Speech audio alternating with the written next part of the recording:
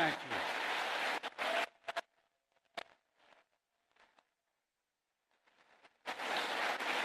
Thank you.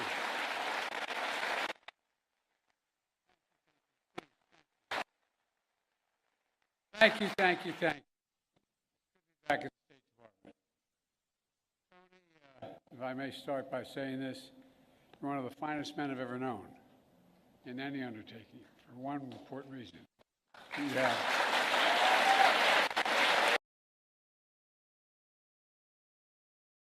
all our diplomats, and development experts, service members, and intelligence professionals. Many of the achievements we're going to discuss today are the result of your hard work, and that's not hyperbole, it's true. Thank you, thank you, thank you, thank you for your extraordinary service. You know, I come here to the State Department to report on to the American people on the progress we've made in the last 4 years in our foreign policy and our presidency. I've said many times, we're at an inflection point. The post-Cold War period is over. A new era has begun. In these 4 years, we faced crises that we've been tested. We've come through those tests stronger, in my view, than we entered those tests. This is a fierce competition underway. The future of the global economy, technology, human values, and so much else. Right now, in my view, thanks to our administration, the United States is winning the worldwide competition. Compared to 4 years ago, America is stronger. Our alliances are stronger. Our adversaries and competitors are weaker. We have not gone to war to make these things happen. During my presidency, I've increased America's power at every dimension. We've increased our diplomatic power, creating more allies than the United States has ever had in the history of our nation. We've increased our military power, making the most significant investments in the defense industrial base in decades. We've increased the technology power, taking the lead in artificial intelligence and other technologies of the future. And we've increased the economic power, building the most dynamic economy in the world from the bottom up and the middle out, not the top down. In short, Kamala and I took office, our nation had become stronger at home, are stronger in the world. And now, America is more capable and I would argue better prepared than we've been in a long, long time. While our competitors and adversaries are facing stiff headwinds, we have the wind at our back because of all of you. This is what we're heading into. And over the next administration, that's what we're handing it to. Today, I want to lay out what we've done, the opportunities we've created for America, and those opportunities going forward. Today, I can report to the American people, our sources of national power are far stronger than we were when we took office. Our economy is booming, although there's more work to do. Our technologies, from artificial intelligence to biotech, quantum, and to advanced semiconductors, they're the envy of the world. And we have made the most significant investments in America and the American workers since the New Deal. To rebuild our roads and bridges, our ports and airports, clean water systems, affordable high-speed internet, and so much more. To build American manufacturing, to make advanced semiconductors, which we invented here at home. We made the largest investment in climate and clean energy ever anywhere on Earth in the history of the world, spurring nearly $500 billion in private sector investment. We've also significantly strengthened the defense industrial base, investing almost $1.3 trillion in procurement and research and development. In real dollars, that's more than America did in any 4-year period during the Cold War.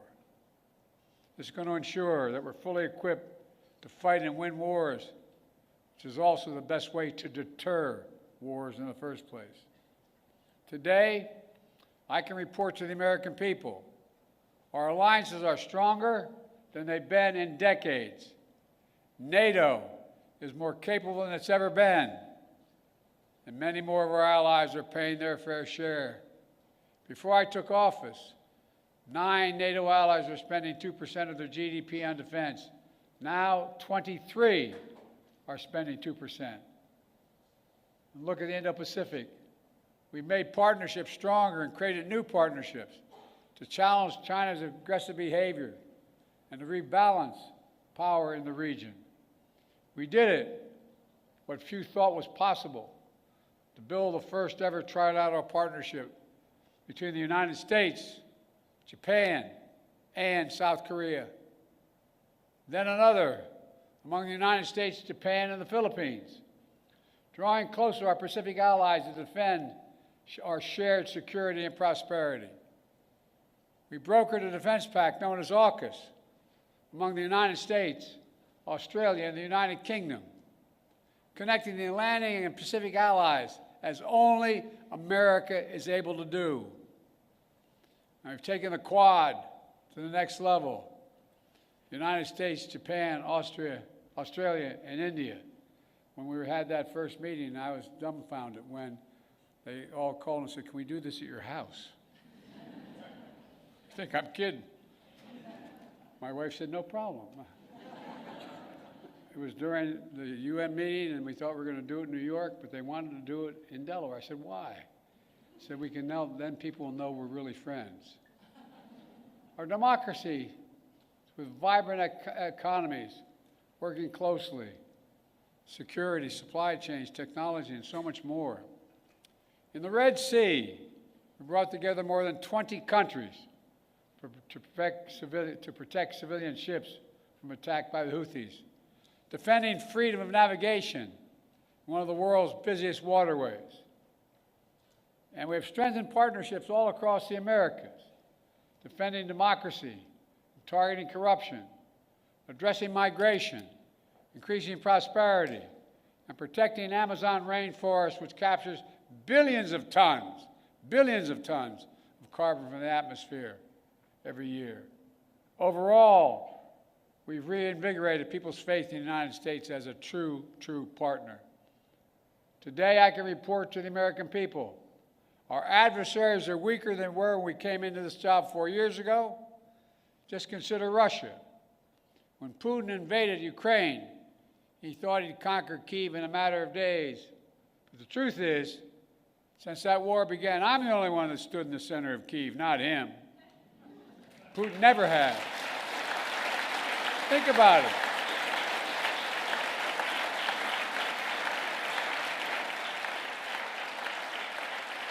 It was a long train ride, but I'm the only commander-in-chief to visit a war zone not controlled by U.S. forces. We helped Ukrainians stop Putin. And now, nearly three years later, Putin has failed to achieve any of his strategic objectives.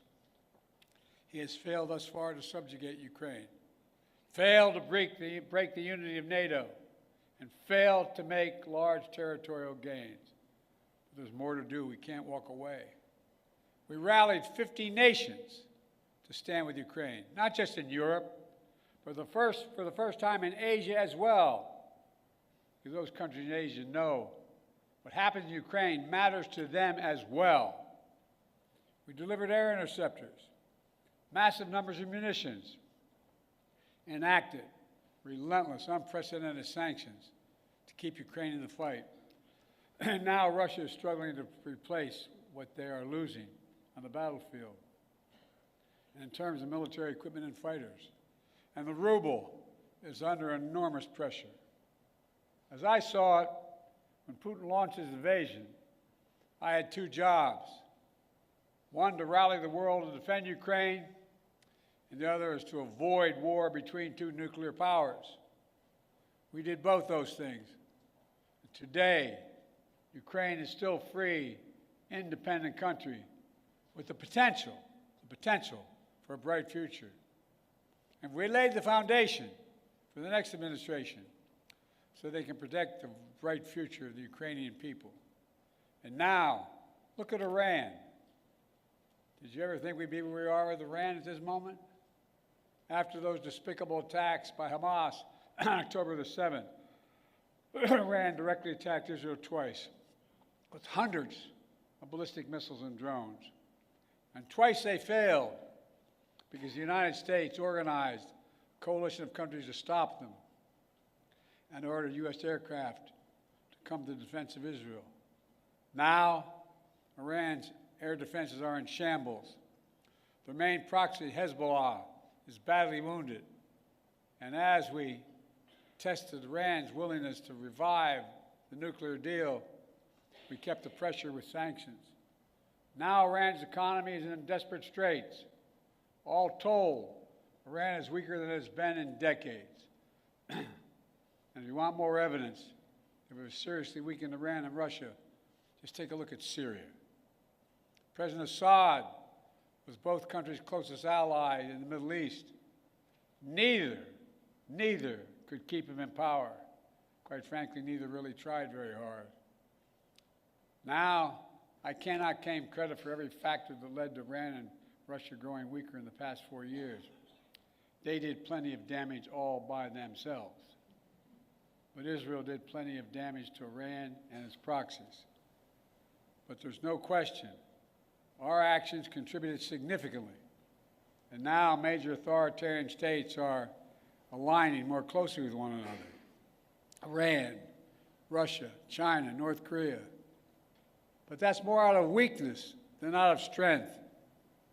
So as the new administration begins, the United States is in a fundamentally stronger position with respect to these countries than we were 4 years ago. Today, I can report to the American people we're in a better strategic position in the long-term competition with China than we were when I took office. You all recall many experts believe were predicting it was inevitable that China's economy would surpass ours. According to many predictions, that would happen by the year 2030 or shortly thereafter. But we in this room said no. If we make the investments in ourselves, if we protect our workers and technologies, that will not happen. Now, according to the latest predictions, on China's current course, they will never surpass us, period. I met one-on-one with President Xi in consequential summits. He and I have always been direct and straightforward with each other. I made it clear we expect China and everyone to abide by the international rules. And so we stood up against unfair trade practices, taking action when China dumped subsidized goods, incredibly subsidized, on our markets to undercut our workers. We imposed target tariffs in critical sectors like cars, steel, and semiconductors, rather than across-the-board tariffs. We imposed historic export controls on investments, restrictions, to ensure that China cannot use the most advanced technology and sensitive data against us. And critically, we enlisted our allies and partners to join us, building more convergence among our allies on a shared approach to China than ever existed, and showing that it's more effective to deal with China alongside of partners rather than going it alone. But even while we compete vigorously, we've managed our relationship with China responsibly, so it's never tipped over into conflict. We've created lines of communication between President Xi and myself, and between the leaders of our militaries. To avoid misunderstanding, we found ways to work with each other, to address climate change, to reduce the flow of fentanyl in the United States, which, by the way, overdose deaths are coming down across our nation. And in my administration, we've seized more fentanyl at our border in 2 years than the previous 5 years combined. Today, I can also report to the American people, we're the first president in decades who's not leaving a war in Afghanistan to his successor. But we've got bin Laden during the Obama-Biden administration, the primary objective of war had been accomplished. And I believe that going forward, the primary threat of al-Qaeda would no longer be emanating from Afghanistan, but from elsewhere. And so, we not need to station a sizable number of American forces in Afghanistan. So when I took office, I had a choice. Ultimately, I saw no reason to keep thousands of servicemen in Afghanistan. I think I have my schedule with me, and I keep on my, I don't here, I don't have, but I keep on the back of my card the actual number of dead and wounded that occurred in our longest war to remind myself. keep spending hundreds of millions of dollars a day. We're no longer doing that. In my view, it was time to end the war and bring our troops home, and we did. I commend the courage of all those who served in Afghanistan. We grieve all 2,461 Americans who made the ultimate sacrifice in the longest war in American history. And I grieve those brave service members whose lives were lost during the withdrawal. We also thank those inside and outside of government who have done so much to help thousands of Afghan families resettle in the United States. Remember, critics said if we ended the war, it would damage our alliances and create threats to our homeland from foreign-directed terrorism out of a safe haven in Afghanistan. Neither has occurred. Neither has occurred. And our alliances have stayed strong. We've used our over-the-horizon capabilities to strike in Afghanistan and elsewhere when we had to. For instance, eliminating Zawahiri, the leader of al-Qaeda, who helped orchestrate the September 11th attacks. And we did it without putting more American boots on the ground. And by ending the war, we've been able to focus our energy and resources on more urgent challenges. There is nothing, and I can tell you from my conversation with both Xi and Putin, nothing our adversaries and competitors like Russia and China would have liked more than seeing us to continue to be tied down in Afghanistan for another decade. For all those reasons, ending the war was the right thing to do, and I believe history will reflect that.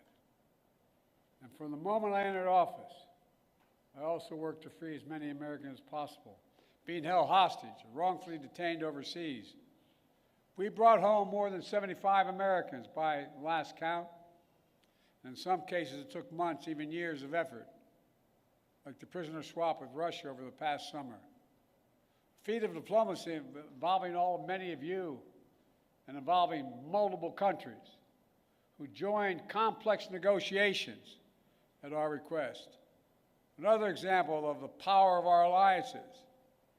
We did not have these relationships, those women and women would likely still be in prison. And finally, I can report to the American people that we restored our leadership in a range of other generational priorities. When I took office, we were no longer part of the International Climate Agreement. We announced on day one that we would join the Paris Accord, rejoin. And we've led by example. We've conserved hundreds of millions of acres of land and water, more than any president in American history, making investments in clean energy and convincing other nations to join us. Thanks to our efforts, the world has reached the goal of investing $100 billion every year in public and private funds to reduce greenhouse emissions, to drive down the cost of clean energy, to help developing nations adapt to climate change.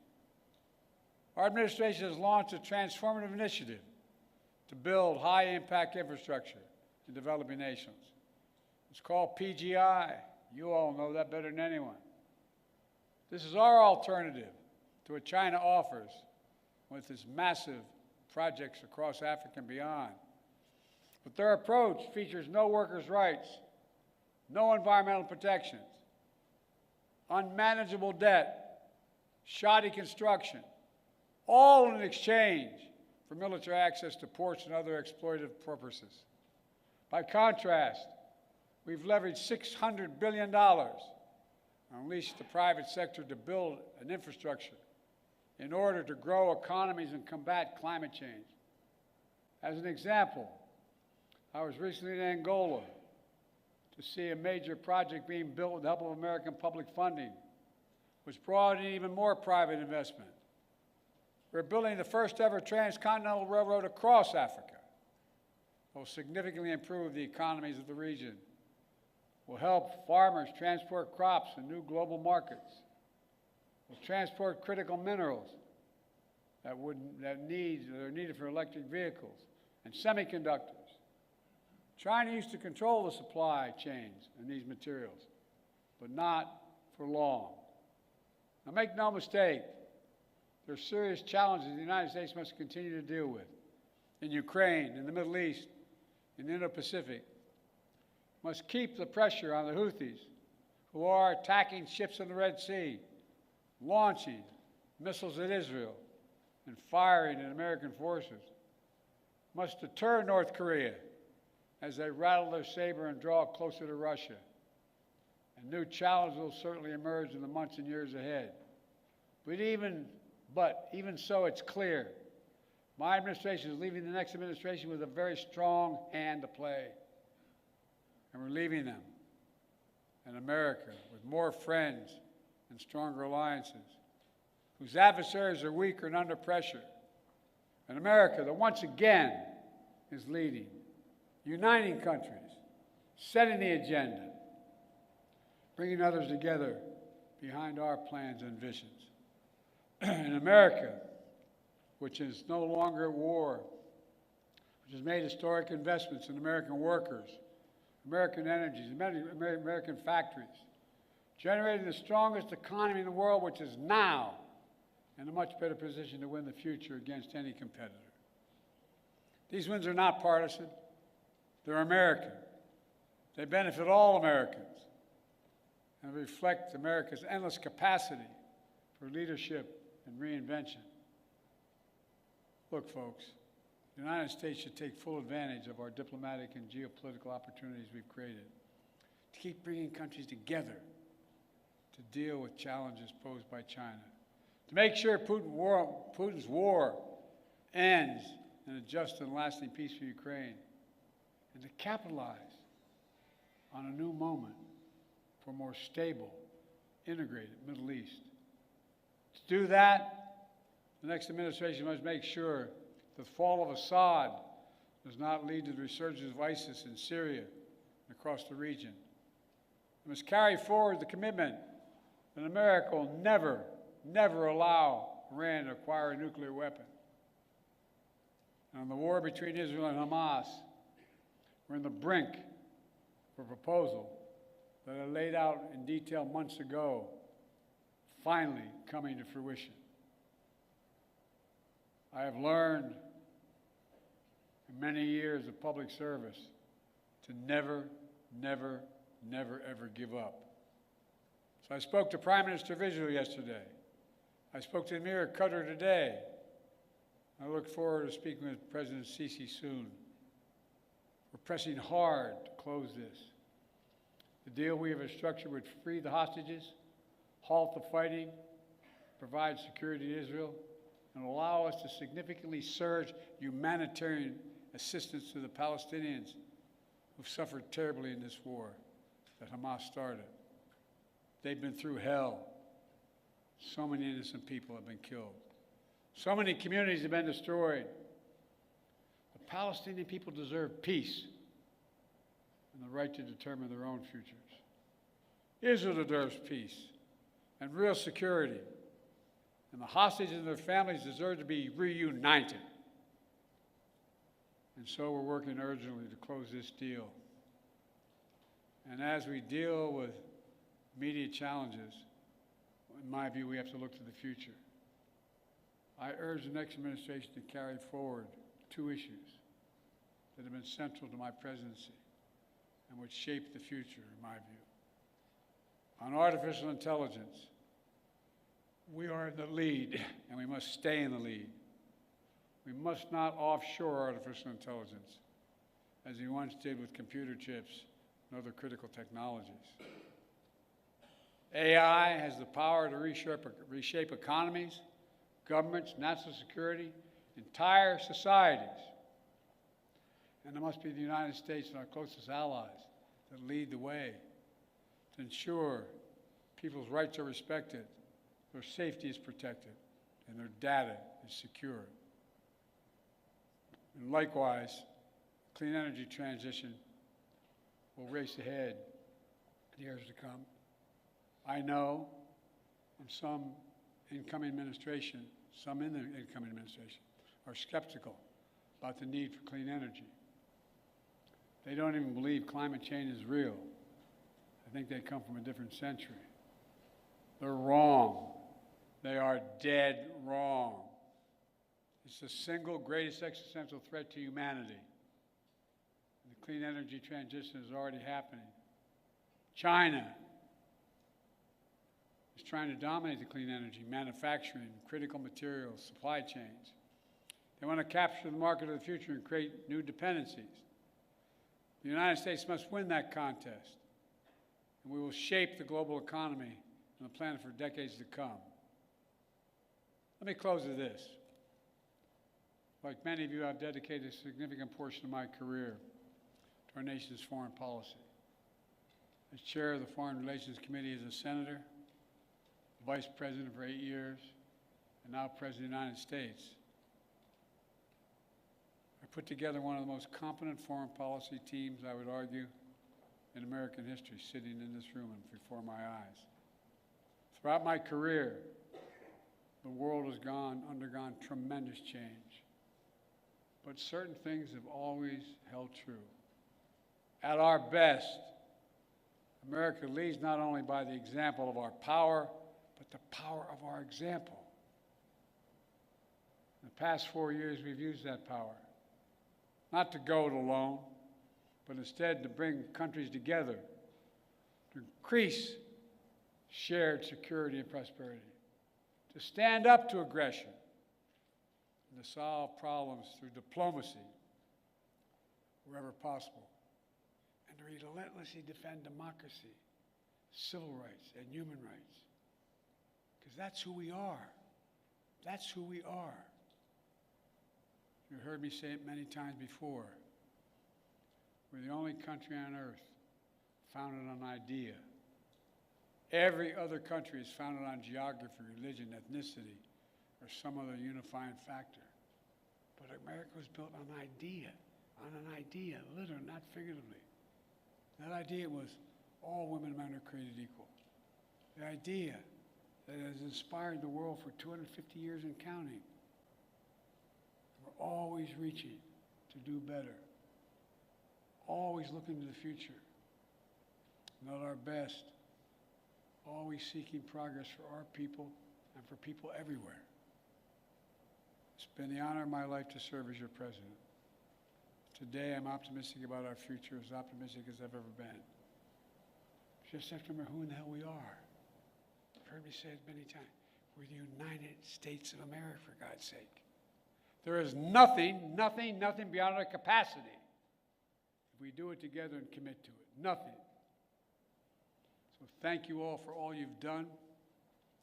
I hope many of you are going to be staying in the next administration to keep this moving. May God bless you all, and may God protect our troops. Thank you, thank you, thank you. Thank you.